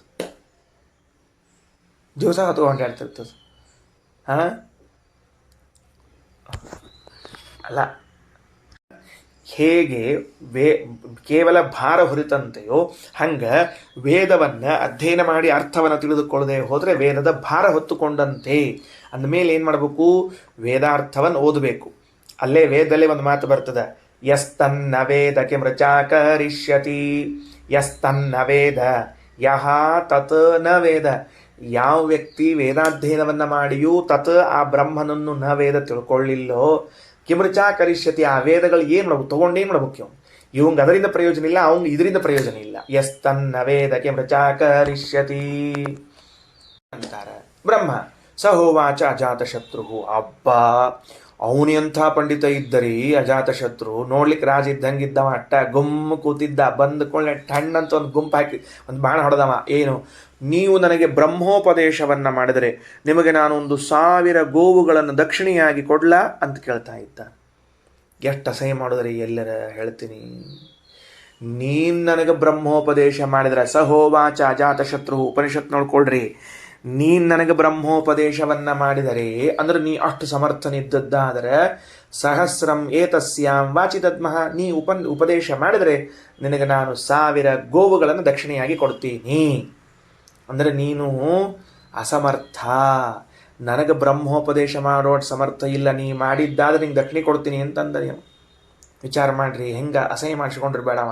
ಯಾಕೆ, ದುರಹಂಕಾರದ ಫಲ ಅಪಮಾನ. ಯಾವಾಗಲೂ ನೆನಪಿಟ್ಕೊಂಡ್ಬಿಡ್ರಿ, ದುರಹಂಕಾರದ ಫಲ ಏನಾಗ್ತದೆ ಅಂದ್ರೆ ಅಪಮಾನವೇ ಆಗುತ್ತದೆ. ಆದ್ದರಿಂದ ಹಂಗೆ ಹೇಳಬಾರ್ದು. ನೋಡ್ರಿ, ರಾಯರು ಬರೀತಾರೆ ಎಷ್ಟು ಚಂದ. ಏತಸ್ಯಾಂ ವಾಚಿ ಬ್ರಹ್ಮತೆ ಬ್ರವಾಣಿ ಇತ್ಯಸ್ಯಾಂ ವಾಚಿ, ಹೇಳಿದೆಲ್ಲ ನೀನು ಬ್ರಹ್ಮೋಪದೇಶ ಮಾಡ್ತೀನಿ ಅಂತ ತಿಳ್ಕೊಂಡು ಹೇಳಿ, ಇದಕ್ಕೆ ಏತದ್ವಿಷಯೇ ಸಹಸ್ರಂ ಗವಾಂ ನಿಷ್ಕಾಣಾಂ ವಾ ಇತಿ ಯೋಜ್ಯಂ ದದ್ಮ ಇತಿ ಉಪಹಾಸ ವಚನಮುವಾಚ. ಉಪಹಾಸ, ಅಪಮಾನ ಮಾಡುವಂತೆ ಹೇಳ್ತಾ ಇದ್ದಾನೆ. ಏನಂತ, ವಾಚಿ ದದ್ಮಹ ಅಂತ ತಿಳ್ಕೊಂಡು. ಇಲ್ಲಿ 2 ಅರ್ಥ ಬರ್ದಾರ. 1000 ಗೋವುಗಳು ಅಂತ ಅಂದಾರ, 1000 ನಾಣ್ಯಗಳು ಅಂತೂ ಅರ್ಥ ಬರ್ದಾರ ರಾಯರು. ನಿಷ್ಕಾಣಾಮ್ ಅಂತ ಬರ್ದಾರ. 2 1000 ಬಂಗಾರದ ನಾಣ್ಯ ಕೊಡ್ತೀನಿ, 1000 ಕೊಡ್ತೀನಿ ಅಂತ. ಏನ್ರಿ ಹಿಂಗೆ ಅಪಹಾಸ ಮಾಡ್ಲಿಕ್ಕೆ ಏನು ಕಾರಣ? ಸುಮ್ಮನೆ ಮನೆಗೆ ಬಂದ ಬ್ರಾಹ್ಮಣಗ ಅಲ್ರಿ ನಿಮಗೆ ಎರಡು ಮಾತು ತತ್ವೋಪದೇಶ ಮಾಡ್ತೀನಿ ಅಂತ ಅಂದ್ಕೊಂಡಂದ್ರೆ 1000 ಆಕಳ ಕೊಡ್ತೀನಿ, 1000 ಬಂಗಾರ ನಾನು ಕೊಡ್ತೀನಿ ನಿನಗೆ ಅಂತ ಅದೇನು ಅನ್ನೋದು ಹೆಂಗಂದ್ರೆ ಅದಕ್ಕೆ ಅವ ಕಾರಣ ಕೊಡ್ತಾನೆ. ಜನಕೋ ಜನಕ ಇತಿ ವೈ ಜನಾಹ ಧಾವಂತಿ. ಅಲ್ಲೋ, ನೀ ಅಷ್ಟು ಖರೇನೇ ಬ್ರಹ್ಮೋಪದೇಶ ಮಾಡುವಷ್ಟು ಸಮರ್ಥನಾಗಿದ್ರೆ ಜನ ಎಲ್ಲ ಜನಕರಾಜನ ಕಡೆಗೆ ಯಾಕೆ ಓಡಿ ಹೋಗ್ತಾರೆ? ಜನಕ ನಮಗೆ ಪಾಠ ಹೇಳವ, ಜನಕ ನಮಗೆ ಪಾಠ ಹೇಳವ ಅಂತ ಯಾಕೆ ಹೊಂಟಾರ? ಜನಕರಾಜ ಕ್ಷತ್ರಿಯ, ನೀನು ಬ್ರಾಹ್ಮಣ. ಒಂದೊಮ್ಮೆ ಬ್ರಾಹ್ಮಣ ಕುಮಾರನಾದ ನೀನು ಭಗವತ್ ತತ್ವವನ್ನು ಪಾಠವನ್ನು ಹೇಳುವಷ್ಟು ಸಮರ್ಥನಾಗಿದ್ದರೆ ಜನ ನಿನ್ನ ಕಡೆ ಬರಬೇಕಾಗಿತ್ತು. ನಿನ್ನನ್ನು ಬಿಟ್ಟು ಜನಕನ ಕಡೆ ಹೋಗ್ತಿದ್ದಾರೆ ಅಂತಂದ ಮೇಲೆ ನಿನ್ನಂಥ ದುರ್ಬಲ ಅಸಮರ್ಥ ಪಾಠ ಹೇಳೋ ಇನ್ನೊಬ್ಬ ಇಲ್ಲ ಅಂತ ಅರ್ಥ. ಇದನ್ನು ನಾವು ತಿಳ್ಕೊಬೇಕ್ರಿ. ಜನ ನಮ್ಮ ಬಳಿ ಪಾಠಕ್ಕೆ ಬರ್ತಿಲ್ಲ ಅಂತಂದ್ರೆ ಇನ್ನೊಬ್ಬರ ಕಡೆ ಹೋಗ್ತಿದ್ದಾರಂದ್ರೆ ನಮ್ಮ ದೌರ್ಬಲ್ಯ ಅನ್ನೋದನ್ನ ಅರ್ಥ ಮಾಡಿಕೊಳ್ಳದೆ ಆ ಪಾಠ ಹೇಳೋನ್ ಮೇಲೆ ಇವ ಕತ್ತಿ ಮಸದ್ರೆ ಏನೂ ಆಗಂಗಿಲ್ಲ. ಅರ್ಥ ಆಯ್ತಾ ಹೇಳಿದ್ದೇನಂತ? ನೋಡ್ರಿ, ಅದಕ್ಕೆ ಶಾಸ್ತ್ರಾಧ್ಯಯನ ಅಂತನ್ನೋದು ನಮಗೆ ತಿದ್ದಿ ಮಾರ್ಗಕ್ಕೆ ಕರ್ಕೊಂಬರೋದ್ರಿ. ಅದು ಎಷ್ಟು ಚಂದ ಈ ಘಟ್ಟದ. ಒಂದೇ ಒಂದು ಘಟ್ಟ, ಭಾಳ ಏನಿಲ್ಲ, 2-3 ವಾಕ್ಯಗಳವ ಅಷ್ಟೇ ಇರೋದಿಲ್ಲ. ಅವ ಓದ್ಕೊಂಡು ಬಂದಾನ, ನಾ ಪಂಡಿತ್ ಇದ್ದೀನಿ ಅಂತ ದುರಹಂಕಾರ ಬಂದದ, ರಾಜನ ಕಡೆಗೆ ಬಂದ, ನಿನಗೆ ಪಾಠ ಹೇಳ್ತೀನಿ ಅಂದ. ನೀ ನಂಗೆ ಪಾಠ ಹೇಳಿದ್ರೆ ನಿನಗೆ 1000 ಆಕಳ ಕೊಡ್ತೀನಿ, 1000 ಬಂಗಾರ ನಾಣೆ ಕೊಡ್ತೀನಿ ಅಂದ. ಅಪಹಾಸ ಅಲ್ರಿ. ಪಾಠ ಹೇಳಿಕ್ ಬಂದವಂಗೆ ಹೇಳು ಅನ್ಬೇಕು, ದಕ್ಷಿಣೆ ಕೊಡ್ತೀನಿ ತೊಗೊಂಡು ಹೋಗು ಅನ್ಬೇಕು ಎಲ್ಲರ. ಯಾಕೆ ಹಂಗಂದ? ನೀನು ನಿಜವಾಗಿ ಪಾಠ ಹೇಳುವನಾಗಿದ್ರೆ ಜನ ಎಲ್ಲ ಜನಕನ ಕಡೆಗೆ ಯಾಕೆ ಹೋಗ್ತಿದ್ರು? ನಿನ್ನ ಕಡೆಗೆ ಬರಬೇಕಾಗಿತ್ತಲ್ಲ. ಅಂದ್ರೆ ಏನು ಹೇಳಿಕತ್ತಾರ ಅದಕ್ಕೆ ಅರ್ಥ? ಜನಕ ಪಾಠ ಹೇಳಲಿಕ್ಕೆ ಸಮರ್ಥನಾಗಿದ್ದಾನೆ, ನೀನು ಅಸಮರ್ಥನಾಗಿದ್ದೀಯಾ. ಇಷ್ಟು ಹೇಳಿದಾಗ ನಾವು ಅರ್ಥ ಮಾಡಿಕೊಳ್ಬೇಕಾದದ್ದು ಹಂಗಾರ ನಮ್ಮಲ್ಲೇನು ಇಂಪ್ರೂವ್ಮೆಂಟ್ ಆಗಬೇಕು ಹೊರತಾಗಿ ಬೈಕೊಂಡು ಕೂತರಾಗಂಗಿಲ್ಲ. ನಮ್ಮಲ್ಲೊಂದು ಕೆಲವರು ಹಿಂಗೆ ಕೆಲವರು ಅಂತ ಹೇಳಿರ್ತೀನಿ, ಅದನ್ನು ತಿಳ್ಕೊಂಡಿರಿ ಅಷ್ಟ ಭಾಳ ಹೇಳಿಕೋಬೇಡ. ಒಂದು ಕಾಲ ಹಿಂಗಾತ್ರಿ, ಎಲ್ಲೆಲ್ಲೆಲ್ಲೋ ಪಾಪ ಅವ್ರ ಕಡೆ ಬಂದ ಶಿಷ್ಯರೆಲ್ಲ ಬಿಟ್ಟು ಬೇರೆ ಕಡೆ ಪಾಠಕ್ಕೆ ಹೋದ ಕೂಡಲೇ ಅವರು ಒಂದು ಅಮೆಂಡ್ಮೆಂಟ್ ತರಬೇಕು ಅಂತ ಒಂದು ವಿಚಾರ ಮಾಡಿದ್ರಿ. ಸ್ವಾಮಿಗಳಿಗೆ ಹೇಳಿ ಇನ್ನು ಮುಂದೊಂದು ಅಮೆಂಡ್ಮೆಂಟ್ ತರಬೇಕು. ಏನು ತರಬೇಕು ಅಂತಂದ್ರೆ ಅವ್ರವ್ರ ಶಿಷ್ಯರು ಅವ್ರವ್ರ ಕಡೆಗೆ ಹೋಗ್ಬೇಕು, ಬೇರೆ ಕಡೆಗೆ ಹೋಗಬಾರ್ದು ಅಂತ ಒಂದು ಅಮೆಂಡ್ಮೆಂಟ್ ತರಬೇಕು ಅಂತ ಹೊಂಟಿದ್ರಿ. ಅದಾಗಲಿಲ್ಲ, ಆ ವಿಷಯ ಬೇರೆ ಅಂತ ಇಟ್ಕೊಳ್ರಿ. ಅಂದರೆ ಹಿಂಗೊಂದು ನಿಯಮ ತರಬೇಕು ಅಂತ. ಎಷ್ಟು ದಡ್ತನ ಇದೆಲ್ಲ ಆದರೂ, ಎಷ್ಟು ದಡ್ತನ. ಇದರಿಂದ ನಾವು ಪಾಠ ಕಲಿಬೇಕಾಗಿದೆ ಇಲ್ಲ, ನಾವು ಇನ್ನೂ ತಿದ್ಕೋಬೇಕು, ಇನ್ನೂ ಚಂದ ಓದಬೇಕು, ಇನ್ನೂ ಹೇಳಬೇಕು ಅಂತ ಬುದ್ಧಿ ಬರಬೇಕು ಹೊರತಾಗಿ ನಿಯಮ ತಂದು ಆ ಆಚಾರ ಕಡೆ ಹೋಗೋರು ಅವ್ರ ಕಡೆನೇ ಹೋಗ್ಬೇಕು, ಉಳಿದವ್ರ ಕಡೆ ಹೋಗಬಾರ್ದು ಅನ್ನೋ ತರ್ತೀನಿ ಅಂತಂದ್ರೆ ಏನು ಗತಿ ಇಲ್ಲರ? ಇದೆಲ್ಲ ಅಲ್ಲಿ ಶಾಸ್ತ್ರದ ವ್ಯಾಖ್ಯೆಗಳಿಗೆ ವಿರೋಧ ರೀ, ಮತ್ತಿನ್ನೇನಿಲ್ಲ. ಅಲ್ಲಿ ಸೂತ್ರಗಳೆಲ್ಲ ಅದ. ಅದು ಲಿಂಗಭೂಯಸ್ವಾಧಿಕರಣದಲ್ಲಿ ಹೇಳೋ ಕಾಲಕ್ಕೆಲ್ಲ ಸ್ಪಷ್ಟ ಹೇಳ್ತಾರೆ. ಅವರಿಗಿಂತಲೂ ಉತ್ತಮವಾಗಿ ಚೆನ್ನಾಗಿ ಪಾಠ ಹೇಳುವ ಗುರುಗಳು ಸಿಕ್ಕರೆ ಅವ್ರನ್ನ ಬಿಟ್ಟು ಬೇರೆ ಕಡೆಗೆ ಹೋಗ್ರಿ ಅಂತ ಶಾಸ್ತ್ರ ಹೇಳ್ತದೆ. ಮತ್ತು ನೀವು ಅದನ್ನ ನಿಯಮ ಎಲ್ಲ ಮುರಿದು ಮತ್ತೆ ಅಮೆಂಡ್ಮೆಂಟ್ ತರ್ತೀವಿ ಅಂತ ಕೂತ್ರೆ ಏನು ಹೇಳ್ಬೇಕು ಎಲ್ಲರ? ಎಲ್ಲ ಶಾಸ್ತ್ರಕ್ಕೆ ವಿರೋಧವನ್ನೇ ಹೇಳೋದು ಕೆಲಸ ಇರಲಿ. ಅವು ಭಾಳ ದೀರ್ಘ ಆಗ್ತಾವ ಪಾಠದಾಗ, ಅವನು ಹೇಳಿಕ್ಕೆ ಹೋಗಬಾರ್ದು ಅಂತ ಬಿಟ್ಟಿರ್ತೀನಿ. ನಾನು ಇನ್ನೊಬ್ಬರಿಗೆ ಅದಕ್ಕೆ ಏನಾಯ್ತು ಅಂದರೆ, ನಾನು ಇನ್ನೊಬ್ಬರಿಗೆ ಬೈಯೋದರಿಂದ ನನ್ನ ಶೈಲಿ ತಿದ್ದುಪಡಿ ಆಗ್ತಿದ್ರೆ 24 ತಾಸು ಬೈತಿರ್ತೀನಿ. ನಾನು ನಿಮಗೆಲ್ಲ ಬೈಯೋದ್ರಿಂದ ನನ್ನ ಪಾಠ ಹೇಳೋ ಕ್ರಮ ಚಂದ ಆಗ್ತದ ಅಂದ್ರೆ ಅವಶ್ಯ ಬೈತೀನಿ. ನಿಮಗೆ ಆಗ್ತೇನೆ ಹೇಳ್ರೋಣಂತ ಯಾರಾದ್ರೂ ಬುದ್ಧಿವಂತರು. ಒಬ್ಬ ಸಂಗೀತಗಾರ ಇದ್ದಾನೆ, ಇನ್ನೊಬ್ಬ ಸಂಗೀತಗಾರ ಚಲೋ ಹಾಡ್ಯಾನ ಅಂತ ತಿಳ್ಕೊಂಡು ಹೇಳಿ ಅವ್ನು ಬಾಯಿ ಬಂದಂಗೆ ಬೈಕೊಂಡು ಕೂತ್ರಿ ಒಂದು ಸಂಗೀತ ಚಲೋ ಆಗ್ತೇನೆ ಹೇಳ್ರೋಣಂತ ಆಗೋದಿಲ್ಲ. Simple matter. ಅಂದಮೇಲೆ ಪರಿಶ್ರಮ ಪಡಬೇಕೆ ಹೊರತಾಗಿ ಇನ್ನೊಬ್ಬರಿಗೆ ಬೈಕೋಕೊಳ್ಳೋದು ಅರ್ಥ ಇಲ್ಲ. ಇದು ಸರಳವಾದ ಸೂತ್ರ. ತಿಳ್ಕೊಳ್ಳದೆ ಇದ್ದವ ಕೊನೆ ತನಕ ಅಲ್ಲೇ ಉಳ್ಕೋತಾನ, ತಿಳ್ಕೊಂಡವ ಮುಂದೆ ಹೋಗಿರ್ತಾನೆ ಅಷ್ಟೇ. ಜನಕೋ ಜನಕ ಇತಿ ವೈ ಜನಾಹ ಧಾವಂತಿ. ಅಲ್ಲೋ ಮತ್ತು ನೀ ಅಷ್ಟು ಪಂಡಿತ ಆಗಿದ್ದಿದ್ರೆ ಜನಕೋ ಜನಕ ಅಂತ ತಿಳ್ಕೊಂಡು ಹೇಳಿ ಜನಕನ ಕಡೆ ಯಾಕೆ ಹೋಗ್ತಿದ್ರು? ಹೋಗ್ತಿದ್ರಲ್ಲ, ಧಾವಂತಿ ಓಡಿ ಹೋಗ್ತಾರ ಪಾಠ ಹೇಳಿಸ್ಕೋಬೇಕು ಅಂತ ತಿಳ್ಕೊಂಡು ಹೇಳಿ. ಮಜಾ ಗೊತ್ತೇನ್ರಿ? ಮಹಾಭಾರತದ ಅನುಶಾಸನ ಪರ್ವದಲ್ಲಿ ವೇದವ್ಯಾಸ ದೇವರು ಶುಕಾಚಾರ್ಯರಿಗೆ ಒಂದು ಮಾತು ಹೇಳ್ತಾರೆ. ಶುಕಾಚಾರ್ಯ ಇದು ಲೋಕಾರೂಢಿ, ಅಂದ್ರೆ ಲೋಕದಲ್ಲಿ ಕೆಲವರಿಗೆ ಮಹತ್ವ ಕೊಡಬೇಕು ಅಂತ ಮಾಡಿರುವಂತಹ ಘಟ್ಟ ಅದು. ಶುಕಾಚಾರ್ಯರೇ ನಿಮಗೆ ಪೂರ್ಣ ಪಾಠ ಆಗಿದೆ ಅಂತ ತಿಳ್ಕೊಂಡಿರಿ, ಅಲ್ಲ ಜನಕನ ಕಡೆಗೆ ಹೋಗಿ ಪಾಠಕ್ಕೆ ಹೋಗಿ ಬರ್ರಿ ಅಂತ ಹೇಳ್ತಾರೆ. ವೇದವ್ಯಾಸ ದೇವರು ಸ್ವತಃ ಶುಕಾಚಾರ್ಯರನ್ನ ಜನಕನ ಕಡೆಗೆ ಪಾಠಕ್ಕೆ ಕಳಿಸ್ತಾರೆ. ಜನಕನ ಕಡೆಗೆ ಪಾಠಕ್ಕೆ ಬಂದು ಕೂಡಲೇ ಮತ್ತು ಜನಕಗ ಶುಕಾಚಾರ್ಯ ಜನಕ ಕೇಳ್ತಾನಂತ, ಬರೋ ಕಾಲಕ್ಕೆ ಏನು ನೋಡಿದ್ರಿ ಅಂತ ಕೇಳ್ತಾನಂತ. ಅಂದ್ರೆ ಹೆಂಗಿರ್ತದೆ ನೋಡ್ರಿ ಪಾಠ ಕೇಳೋರು ಸ್ಟೈಲ್ ಹೆಂಗಿರ್ತದ. ನೀವು ದಾರ್ಯಾಗ ಬರ್ಲಿಕ್ಕತ್ತಿರಲ್ಲ, ಏನು ನೋಡಿದ್ರಿ ಅಂತ ಕೇಳಿದ್ರಂತ. ಒಂದ ಉತ್ತರ ಕಂಡ್ರಂತ, ಸಕ್ರಿ ಗೊಂಬಿ ಅಂತ ಹೇಳಿದ್ರಂತ ಶುಕಾಚಾರ್ಯ. ಏನು ಕಂಡ್ರಿ? ಸಕ್ರಿ ಗೊಂಬಿ. ಮತ್ತು ಇಲ್ಲೇನು ಕಾಣ್ಲಿಕ್ಕತ್ತೀರಿ ಅಂತ, ಸಕ್ರಿ ಗೊಂಬಿ ಅಂತ ಹೇಳಂತ. ಪಾಠ ಮುಗಿದದ್ ನೀವು ಹೋಗ್ಬೋದು ಅಂತ ಹೇಳಿ ಕಳಿಸ್ಬಿಟ್ನಂತ ಅಷ್ಟ. ಏನು ಚಂದ ಆದವ ಕಾನ್ವರ್ಸೇಷನ್ ಎಲ್ಲ ಆದರೂ ಏನು ಚಂದ ಆದದ್ದು. ಆಚಾರ್ಯರು ಬಂದ್ರಂತ, ಜನಕ ಮಹಾರಾಜ ಕೇಳಿದ್ನಂತ, ಪಾಠಕ್ಕೆ ಬಂದಿರಿ ಬರೋಬ್ಬರಿ, ಬರೋ ಕಾಲಕ್ಕೆ ದಾರ್ಯಾಗ ಏನೇನು ನೋಡ್ಕೊಂಡು ಬಂದ್ರಿ ಅಂತ ಕೇಳಿದ್ರಂತ. ಪಾಠಕ್ಕೆ ಹೋಗೋ ಕಾಲಕ್ಕೆ ನೋಡ್ಕೊಂಡು ಹೋದ್ರಂತ. ಏನು ನೋಡ್ಕೊಂಡು ಬಂದ್ರಿ ಅಂತ ಶುಕಾಚಾರ್ಯ ಹೇಳಿದ್ರಂತ, 1000 ಸಕ್ಕರೆಯ ಗೊಂಬೆಗಳನ್ನು ನೋಡ್ಕೊಂಡು ಬಂದೆ ಅಂತ. ಇಲ್ಲೇನು ನೋಡ್ಲಿಕ್ಕತ್ತೀರಿ ಅಂತ ಕೇಳಂತ, ಇಲ್ಲೂ ಒಂದು ಸಕ್ಕರೆ ಗೊಂಬೆ ನೋಡ್ಲಿಕ್ಕತ್ತೀನಿ ಅಂತ ಹೇಳಿರಂತ. ಹಂಗಾರೆ ನೀವು ಪಾಠ ಮುಗಿದದ ಹೋಗಬಹುದು ಅಂತ ಹೇಳಿಬಿಟ್ರಂತ. ಯಾಕೆ? ಎಲ್ಲ ಪದಾರ್ಥಗಳಲ್ಲಿರುವಂತಹ ಸಚ್ಚಿದಾನಂದ ಮೂರ್ತಿಯಾದ ಭಗವಂತನನ್ನೇ ಕಾಣ್ತಾ ಬಂದಿದ್ದೀರಿ, ನನ್ನಲ್ಲಿಯೂ ಕೂತಿರುವಂತಹ ಸಕ್ರಿ ಗೊಂಬೆಯನ್ನು ನೋಡ್ತಾ ಇದ್ದೀರಿ. ನೇಹ ನಾನಾಸ್ತಿ ಕಿಂಚನ ಎಂಬುದಕ್ಕೆ ದೃಷ್ಟಾಂತ ಯಾವುದು? ಸಕ್ರಿ ಗೊಂಬೆ ಹೋದ್ರೆ ಮತ್ತಿನೇನು ದೃಷ್ಟಾಂತ?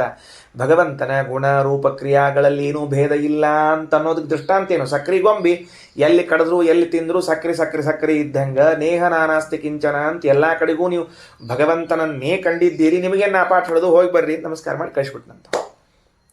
ಇದು ಅವತ್ತಿನ ವಿದ್ಯಾದ ಲೆವೆಲ್ ಮಟ್ಟ ಹೆಂಗಿತ್ತು ನೋಡ್ರಿ, ಉತ್ಕೃಷ್ಟವಾದ ಮಟ್ಟ. ಜನಾಧಾವಂತಿ, ನಿಂಗೇನು ಹೇಳಿಕ್ ಬರೋದಿಲ್ಲ, ಪಾಠ ಹೇಳಿಕ್ ಬರೋದಿಲ್ಲ, ನೀ ಸಣ್ಣವಿದ್ದಿ ಸುಮ್ಮನಿರು ಅಂತ ಅಪಹಾಸ ಮಾಡಿದ. ಸುಮ್ ಕೂಡ್ಲಿಲ್ರಿ ಅವ, ಸ್ವಲ್ಪ ಇದು ಇದ್ರಿ ಅವ. ನಮ್ಮಲ್ಲಿ ಒಂದು ಉತ್ತರ ಕರ್ನಾಟಕದ ಬ್ರಾಹ್ಮಣರ ಬಗ್ಗೆ ಒಂದು ಕರೆಯೋ ಶಬ್ದವರಿ, ತಿರುಸಷ್ಟ ಬ್ರಾಹ್ಮಣ ಅಂತ ಕರಿತಿರ್ತಾರೆ. ಅದು ಪ್ರಶಸ್ತಿ. ನಮ್ಮಲ್ಲಿ ಒಂದು ತಿರುಸಷ್ಟ ಬ್ರಾಹ್ಮಣ ಅಂತ ತಿಳ್ಕೊಂಡು ಪ್ರಶಸ್ತಿ. ಸಿಟ್ಟಿ ಹೇಳೋದು, ಪರ ಮಾಡೋದು, ಇವೆಲ್ಲ ಒಂದು ಲಕ್ಷಣ. ಇವೆಲ್ಲ ಸಹೋವಾಚ ಗಾರ್ಗ್ಯ. ಮುಂದಿನ ವಾಕ್ಯ ತಗೊಳ್ರಿ. ಸಹೋವಾಚ ಗಾರ್ಗ್ಯ ಯಹ ಏವ ಅಸೌ ಆದಿತ್ಯೇ ಪುರುಷಃ ಏತಮೇವ ಅಹಂ ಬ್ರಹ್ಮೋಪಾಸ ಇತಿ. ಏನು? ನನಗೆ ಭಗವಂತನ ಬಗ್ಗೆ ತಿಳಿದಿಲ್ಲ ಅಂತಿದ್ದೀಯ, ನಾನು ಭಗವಂತನನ್ನು ನಿನಗೆ ಉಪದೇಶ ಮಾಡುವಷ್ಟು ಸಮರ್ಥನಿಲ್ವಾ? ಜನಕನ ಹೆಸರನ್ನು ಹೇಳಿ ದಕ್ಷಿಣೆ ಹೆಸರನ್ನು ಹೇಳಿ ನನಗೆ ಅಪಮಾನ ಮಾಡ್ಬೇಕಂತ ಇಟ್ಕೊಂಡಿದ್ದೀಯಾ? ಕೇಳೋ, ನಾನು ಯಾವ ಭಗವಂತನ ಉಪಾಸನ ಮಾಡ್ತೀನಿ ಕೇಳೋ. ಎಲ್ಲಿ? ಯಹ ಏವ ಅಸೌ ಆದಿತ್ಯೇ ಪುರುಷಃ. ಈಗೇನು ನಿನ್ನ ಎದುರಿಗೆ ಸೂರ್ಯ ಕಾಣ್ತಿದ್ದಾನಲ್ಲ, ಈ ಸೂರ್ಯನೆಂಬುವ ಫಳ ಫಳ ಫಳ ಹೊಳೆಯುವ ಪ್ರತಿಮೆಯಲ್ಲಿರುವಂತಹ ಭಗವಂತನನ್ನು ನಾನು ಉಪಾಸನ ಮಾಡ್ತಿದ್ದೀನಿ. ಯಶ್ಚಾಸಾವಾದಿತ್ಯೇ ಯಯೇವಾಸೌ ಆದಿತ್ಯೇ ಪುರುಷಃ ಏತಮೇವಾಹಂ ಬ್ರಹ್ಮೋಪಾಸೆ. ಈ ಸೂರ್ಯಾಂತರ್ಗತನಾದವನನ್ನೇ, ಸೂರ್ಯಾಂತರ್ಗತನಾದ ಭಗವಂತನನ್ನು ನಾನು ಉಪಾಸನ ಮಾಡ್ತಾ ಇದ್ದೀನಿ. ನೆನಪಿಟ್ಟುಕೊಳ್ರ ಏನು ಶಬ್ದ ಅಂತ ತಿಳ್ಕೊಂಡು. ಆದಿತ್ಯನಲ್ಲಿರುವಂತಹ ಪುರುಷ ಯಾರೋ ಅವನೇ ಬ್ರಹ್ಮ ಎಂದು ಉಪಾಸನ ಮಾಡ್ತಾ ಇದ್ದೀನಿ. ಶಬ್ದ ಬಹಳ ಚಂದವ, ವಿವರಣೆ ಕೊಡ್ಬೇಕಾಗ್ತದೆ, ವಿವರಣೆ ಕೊಡ್ತೀನಿ. ಮತ್ತೆ ಏನಂತಾರ ನೋಡ್ರಿ. ಪುರುಷೋ ಆದಮೇಲೆ ವಿಷ್ಣು ಇತಿ ಅಸ್ತಿ ಇತಿ ಶೇಷಃ. ಒಂದು ಶಬ್ದ ಸೇರಿಸ್ಕೋಬೇಕಂತ ಬರೀತಾರ ರಾಯರು. ಏನಂತ ಬರೀತಾರ? ಪುರುಷಃ ವಿಷ್ಣು. ಸೂರ್ಯನಲ್ಲಿರುವಂತಹ ಪುರುಷನಿದ್ದಾನಲ್ಲ ವಿಷ್ಣು. ಪುರುಷ ಶಬ್ದಕ್ಕೆ ಈಗೇನರ್ಥ? ಅಲ್ಲಿ ವಾಸ ಮಾಡುವ ವ್ಯಕ್ತಿ ವಿಷ್ಣು ಇದ್ದಾನಲ್ಲ, ಅವನೇ ಬ್ರಹ್ಮ ಎಂದು ಉಪಾಸನೆ ಮಾಡ್ತೀನಿ. ತಿಳಿತಾ ಏನಂತ ಹೇಳಿದ್ದು, ಪುರುಷ ಶಬ್ದದ ಜೊತೆಗೆ ವಿಷ್ಣು ಶಬ್ದವನ್ನು ಇಟ್ಟುಕೊಳ್ರಿ ಅಂತ ರಾಯರು ಹೇಳ್ತಾರೆ. ಆದಿತ್ಯನಲ್ಲಿರುವಂತಹ ಪುರುಷ ವ್ಯಕ್ತಿ ಯಾರು? ವಿಷ್ಣು. ಅವನನ್ನೇ ನಾನು ಬ್ರಹ್ಮ ಎಂದು ಉಪಾಸನೆ ಮಾಡ್ತಾ ಇದ್ದೀನಿ. ಮುಗಿದು ಹೋತು. ಸರಿನಾ? ರಘುತ್ತಮ ಸ್ವಾಮಿಗಳು ಹಂಗೆ ಬರೆದಾರ, ಆದಿತ್ಯೇ ಪುರುಷ ವಿಷ್ಣು ಅಸ್ತಿ ಇತಿ ಶೇಷ. ಆದಿತ್ಯನಲ್ಲಿರುವಂಥವನು ಪುರುಷ ಅಂತ ತಿಳ್ಕೊಳ್ರಿ, ವಿಷ್ಣು ಅಂತ ತಿಳ್ಕೊಳ್ರಿ. ಸ ಹೋವಾಚ ಅಜಾತಶತ್ರು ಮಾ ಮಾ ಏತಸ್ಮಿನ್ ಸಂವದಿಷ್ಟಾಹ.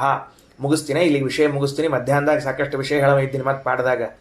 ಇಲ್ಲಿಗೇನು ಮುಗಿಸೋದೀಗ ಅಂತಂದ್ರೆ, ಸೂರ್ಯಾಂತರ್ಗತನಾದವನು ಈ ಸೂರ್ಯಾಂತರ್ಗತ ಅಂದ್ರೆ ಹಿಂಗೆ ಸ್ವಲ್ಪ ಸ್ಪಷ್ಟ ಮಾಡ್ಕೋಣಂತ. ನಮ್ಮ ಕಣ್ಣಿಗೇನು ಸೂರ್ಯಮಂಡಲ ಕಾಣ್ತಾ ಇದೆ, ಈ ಸೂರ್ಯಮಂಡಲದ ಅಂತರ್ಗತನಾದವನೇನಿದ್ದಾನಲ್ಲ ವ್ಯಕ್ತಿ, ಸಾಮಾನ್ಯವಾಗಿ ಮಂಡಲಾಭಿಮಾನಿಯಾದವನು ಸೂರ್ಯ, ಅವನೇ ಅಂತ ತಿಳ್ಕೊಂಡಿರ್ತಾರೆ ಎಲ್ಲರೂ. ನಾನು ಹಂಗೆ ತಿಳ್ಕೊಂಡಿಲ್ಲ. ಈ ಮಂಡಲಾಂತರ್ಗತನಾಗಿ ಜಗತ್ತಿಗೆ ಬೆಳಕು ಕೊಡುವ ಕಾರ್ಯವನ್ನು ಮಾಡುವಂಥವನು ಯಾರು? ವಿಷ್ಣು ನಾರಾಯಣ ಅಂತ ನಾನು ತಿಳ್ಕೊಂಡಿದ್ದೇನೆ. ಹೇಳೀಗ ನಂಗೆ ಬ್ರಹ್ಮೋಪದೇಶ ಮಾಡ್ಲಿಕ್ಕೆ ಬರ್ತದೆ ಇಲ್ಲ ಹೇಳೋಣಂತ ಅಂತ ಹೀಗೆ ಬಂದ ಅವನು.